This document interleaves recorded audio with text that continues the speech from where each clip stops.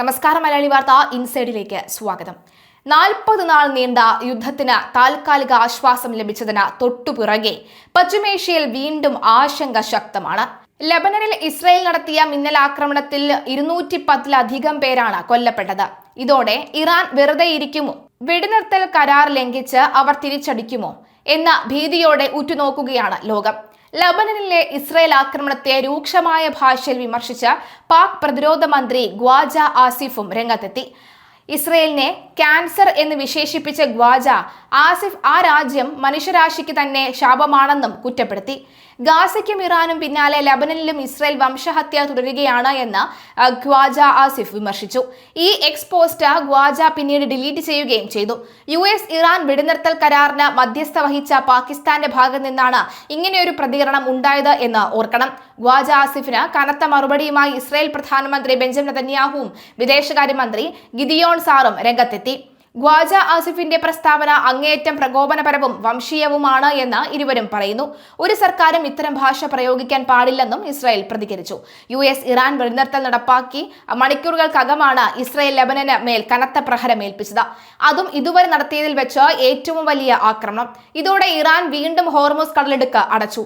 April 8-ന് രാത്രി Israel ബെയ്റൂട്ടിൽ നടത്തിയ ആക്രമണത്തിൽ ഹിസ്ബുള്ള നേതാവ് നയീം ഖാസിമിന്റെ അനന്തരവൻ കൊല്ലപ്പെട്ടുവെന്ന് ഇസ്രായേൽ അവകാശപ്പെട്ടു. മധ്യ ബെയ്റൂട്ടിലെ വാണിജ്യ ജനവാസ മേഖലകളിലായിരുന്നു ആക്രമണം. 10 മിനിറ്റിനിടെ 100-ലേറെ ഹിസ്ബുള്ള കേന്ദ്രങ്ങൾ ആക്രമിച്ചെന്ന് ഇസ്രായേൽ സൈന്യം അറിയിച്ചു. ഇതോടെയാണ് ഇറാൻ വെടിനിർത്തലിന് ധാരണയിൽ നിന്ന് പിന്മാറുമെന്ന് താക്കീത് നൽകിയത്. ഹോർമോസ് കടലിടുക്ക് പൂർണ്ണമായി അടച്ചെങ്കിലും പിന്നീട് ഒരു ദിവസം 15 കപ്പലുകൾ വരെ കടത്തിവിടാമെന്ന് അവർ അറിയിച്ചിരുന്നു.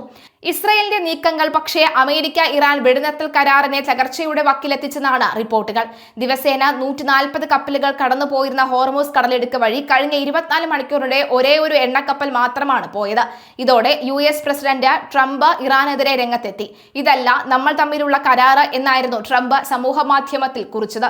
ഹോർമോസ് വഴിയുള്ള കപ്പൽ ഗതാഗതത്തിന് ചുങ്കം പിരിക്കാനുള്ള ഇറാന്റെ നീക്കം അനുവദിക്കില്ലെന്നും ട്രംപ് മുന്നറിയിപ്പ് നൽകി. അതേസമയം വരും ദിവസങ്ങളിൽ ഹോർമോസ് വഴിയുള്ള കപ്പൽ ഗതാഗതത്തിന് ഇറാൻ കൂടുതൽ നിയന്ത്രണങ്ങൾ ഏർപ്പെടുത്തിയേക്കുമെന്നും ആശങ്കയുണ്ട്. അങ്ങനെ വന്നാൽ Saudi Arabia, UAE, Kuwait, Iraq തുടങ്ങിയ രാജ്യങ്ങളിൽ നിന്നുള്ള എണ്ണ വിതരണം വീണ്ടും അവതാളത്തിലാകും. ആഗോള എണ്ണ വിപണിയിൽ വില കയറ്റവും ഇത് രാജ്യാന്തര സമ്പദ് വ്യവസ്ഥയെ കൂടുതൽ പ്രതിസന്ധിയിലാക്കും. ഇസ്രായേലിനെ നിയന്ത്രിക്കാൻ അമേരിക്കയ്ക്ക് കഴിഞ്ഞില്ലെങ്കിൽ സമാധാന പ്രതീക്ഷ അസ്ഥാനത്താകാനും സാധ്യത ഏറെയാണ്. അമേരിക്കൻ പ്രസിഡന്റ് ട്രംപിനോട് പകരം ചോദിക്കാൻ ഇറാനിയൻ പരമോന്നത നേതാവ് മുജ്തബ ഖമേനി തക്കം പാർത്തിരിക്കുകയാണ് എന്ന് പ്രമുഖ ആഗോള രാഷ്ട്രീയ നിരീക്ഷകൻ ഇയാൻ ബ്രെമർ പറയുന്നു. തന്റെ പിതാവിനെ വധിച്ചതിന് പ്രതികാരം വീട്ടാൻ മുജ്തബ ഖമേനി തയ്യാറെടുക്കുകയാണ് എന്നാണ് അദ്ദേഹം ചൂണ്ടിക്കാട്ടുന്നത്. ഈ പ്രതികാരദാഹം മേഖലയിലെ സമാധാന ശ്രമങ്ങൾക്ക് കനത്ത തിരിച്ചടിയാകുമെന്നും ബ്രെമർ മുന്നറിയിപ്പ് നൽകി. NDTVക്ക് നൽകിയ പ്രത്യേക അഭിമുഖത്തിലാണ് യുറേഷ്യ ഗ്രൂപ്പ് സ്ഥാപകൻ കൂടിയായ ബ്രെമർ നിലപാട് വ്യക്തമാക്കിയത്. ഇസ്ലാമാബാദിലെ നടക്കാനിരിക്കുന്ന നിർണായക സമാധാന ചർച്ചകൾക്ക് മുന്നോടിയായി മേഖലയിൽ കടുത്ത അനിശ്ചിതത്വം നിലനിൽക്കുകയാണ്. ഇറാന്റെ പരമോന്നത നേതാവായിരുന്ന അലി ഖമനേയി US-ഇസ്രായേൽ ആക്രമണത്തിൽ കൊല്ലപ്പെട്ടതിനെ തുടർന്നാണ് മകൻ മുജ്തബ ഖമനേയി അധികാരമേറ്റത്. തന്റെ കുടുംബത്തെ തകർത്തവരോടുള്ള അടങ്ങാത്ത പകയാണ് അദ്ദേഹത്തെ നയിക്കുന്നത് എന്നും യുക്തിപരമായ തീരുമാനങ്ങളെക്കാൾ വൈകാരികമായ തിരിച്ചടികൾക്കാണ് അദ്ദേഹം മുൻഗണന നൽകുന്നത് എന്നും ബ്രെമർ നിരീക്ഷിക്കുന്നു. ഹോർമോസ് കടലിടുക്കിലെ സാഹചര്യം ഇപ്പോഴും സങ്കീർണമായി തുടരുകയാണ്.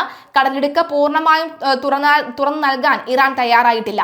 കഴിഞ്ഞ 24 മണിക്കൂറിനിടെ കേവലം 7 കപ്പലുകൾക്ക് മാത്രമാണ് ഇറാൻ അനുമതിയോടെ ഇതിലൂടെ കടന്നു പോകാനായത്.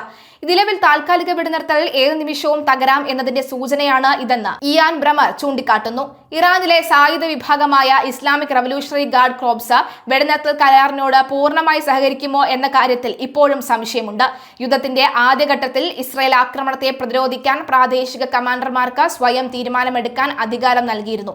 ഇത് കേന്ദ്ര നേതൃത്വത്തിന്റെ നിയന്ത്രണത്തിന് പുറത്തുപോകുന്ന സാഹചര്യം ഉണ്ടായേക്കാം. ഇത് സമാധാന ചർച്ചകളെ പ്രതികൂലമായി ബാധിക്കും. അമേരിക്ക മുന്നോട്ട് വെക്കുന്ന കർശന നിബന്ധനകളും വെടിനിർത്തലിന് ഭീഷണിയാണ്. ഇറാന്റെ പക്കലുള്ള സമ്പുഷ്ടീകരിച്ച യുറേനിയം മുഴുവൻ നീക്കം ചെയ്യണമെന്നും ഹിസ്ബുള്ള, ഹൂതി തുടങ്ങിയ സായുധ സംഘങ്ങൾക്കുള്ള പിന്തുണ അവസാനിപ്പിക്കണമെന്ന് ട്രംപ് ഭരണകൂടം ആവശ്യപ്പെടുന്നു. ഈ ഉപാധികൾ അംഗീകരിക്കാൻ ഇറാൻ തയ്യാറാകുമോ എന്നതാണ് രാഷ്ട്രീയ നിരീക്ഷകർ ഉറ്റുനോക്കുന്നത്.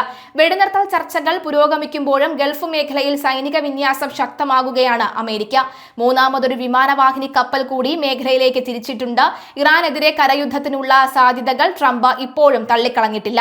എണ്ണവില കുറയ്ക്കാനും വിപണിയിൽ ആത്മവിശ്വാസം വളർത്താനുമുള്ള ഒരു താൽക്കാലിക തന്ത്രം മാത്രമാണോ ഈ വെടിനിർത്തലെന്ന് സംശയിക്കേണ്ടിയിരിക്കുന്നു. അതേസമയം ഗൾഫ് യുദ്ധത്തിൽ ഇസ്രയേലിന്റെ നിലപാടും നിർണായകമാണ്. പ്രധാനമന്ത്രി ബെഞ്ചമിൻ നെതന്യാഹു വെടിനിർത്തൽ ശ്രമങ്ങൾക്ക് തുരങ്കം വെക്കാൻ സാധ്യതയില്ല എന്ന് ബ്രമർ കരുതുന്നു. എന്നാൽ അമേരിക്കയിലെ യുവതലമുറയ്ക്കിടയിൽ ഇസ്രയേൽ വിരുദ്ധ വികാരം ശക്തിപ്പെടുന്നത് ട്രംപിന് വെല്ലുവിളി തന്നെയാണ്. ഇത് വെറും അമേരിക്കൻ താൽപര്യങ്ങൾക്കായുള്ള യുദ്ധം മാത്രമല്ല, മറിച്ച് ഇസ്രയേലിന്റെ താൽപര്യങ്ങൾ സംരക്ഷിക്കാനുള്ളതാണ് എന്ന ചിന്ത ട്രംപിന്റെ രാഷ്ട്രീയ അടിത്തറയെ ബാധിച്ചേക്കാം. മേഖലയിലെ സമാധാന ചർച്ചകളിൽ പാകിസ്ഥാൻ മധ്യസ്ഥനായി മാറുന്നത് ഇന്ത്യയെ സംബന്ധിച്ച് വലിയ ആശങ്കയുണ്ടാക്കുന്ന ഒന്നല്ല. ട്രംപുമായുള്ള ബന്ധവും ചൈന, സൗദി അറേബ്യ എന്നീ രാജ്യങ്ങളുമായുള്ള സുരക്ഷാ സഹകരണവുമാണ് പാകിസ്ഥാന് ഈ അവസരം നൽകിയത്. എന്നാൽ ആഗോളതലത്തിൽ ഇന്ത്യയുടെ വളർച്ചയുമായി താരതമ്യം ചെയ്യുമ്പോൾ പാകിസ്ഥാന്റെ പങ്ക് വളരെ നിസ്സാരമാണെന്നും ബ്രമർ പറയുന്നു. സാങ്കേതിക വിദ്യയിലും നിർമ്മിത ബുദ്ധിയിലും ഇന്ത്യ കൈവരിച്ച നേട്ടങ്ങൾ ലോകം അംഗീകരിക്കുന്നതാണ്. G7 രാജ്യങ്ങൾക്കും ഗ്ലോബൽ സൗത്തിനുമിടയിൽ ഒരു പാലമായി പ്രവർത്തിക്കാൻ ഇന്ത്യക്ക് സാധിക്കുന്നു. പാകിസ്ഥാൻ കേവലം ഒരു താൽക്കാലിക മധ്യസ്ഥന്റെ റോളിൽ ഒതുങ്ങുമ്പോൾ ഇന്ത്യ ആഗോള സാമ്പത്തിക ക്രമങ്ങളിൽ നിർണായക ശക്തിയായി മാറിക്കഴിഞ്ഞു. അതിർത്തിയിലെ സൈനിക കരുത്തിലും സാമ്പത്തിക സുസ്ഥിരതയിലും പാകിസ്ഥാന് ഇന്ത്യയുടെ 7 അയലത്ത് പോലും എത്താൻ സാധിക്കില്ല. ഇറാനെ പോലെയുള്ള ഒരു മതനിഷ്ഠിത വിപ്ലവ ഭരണകൂടത്തെ മൂലയ്ക്കൊതുക്കുന്നത് കൂടുതൽ അപകടകരമായ പ്രത്യാഘാതങ്ങൾ ഉണ്ടാകുമെന്നും ഇയാൾ ബ്രമർ മുന്നറിയിപ്പ് നൽകിക്കഴിഞ്ഞു.